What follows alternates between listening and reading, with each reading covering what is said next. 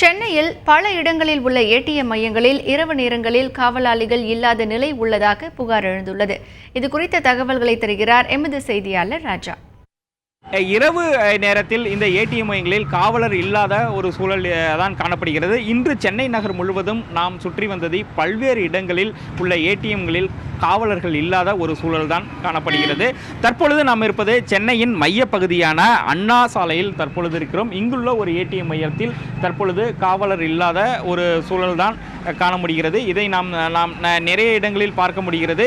ஏராளமான ஏடிஎம் மையங்களில் ஆட்கள் இல்லாத சூழல் தான் நிலவுகிறது. காவலர்கள் பணியில் இரவு காவலர்கள் அமர்த்தப்படுவதில்லை. அப்படி இருக்கும் பொழுது இரவு நேரங்களில் தங்களுடைய அவசர தேவைக்காக பரிவர்த்தனையில் இங்கு வந்து பணம் எடுப்பவர்களுடைய பாதுகாப்பு என்பது கேள்விக்குறியாகி உள்ளது.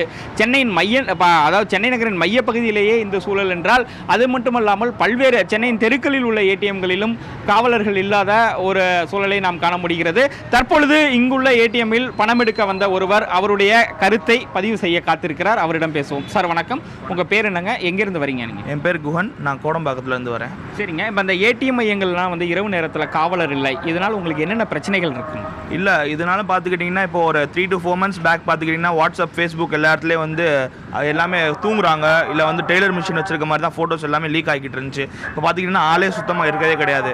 இப்போ வந்து யாரும் கேஷ் எடுக்க வந்தாங்களோ அவங்கள வந்து வழிமறிச்சு சரி இல்லை கத்தி காட்டி மிரட்டிட்டு போய் காசு போடுங்கனாலும் ஒன்றும் பண்ண முடியாது.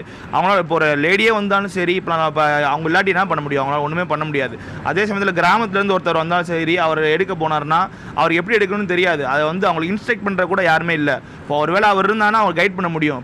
திரு குஹன் அவருடைய கருத்தை நம்மிடம் பதிவு செய்யும் பொழுது இரவு நேரத்தில் பணம் எடுக்க வரும் பொழுது பாதுகாப்பற்ற ஒரு சூழல் நிலவுவதாக தெரிவித்தார். அதே போல் வந்து அவசரத்தில் அவர்களுக்கு ஏதாவது சந்தேகங்கள் ஏற்பட்டால் அதை தெரிவிப்பதற்கு கூட அந்த ஏடிஎம் மையங்களில் ஆட்கள் இருப்பதில்லை என்ற கருத்தை நம்மிடம் பதிவு செய்துள்ளார்.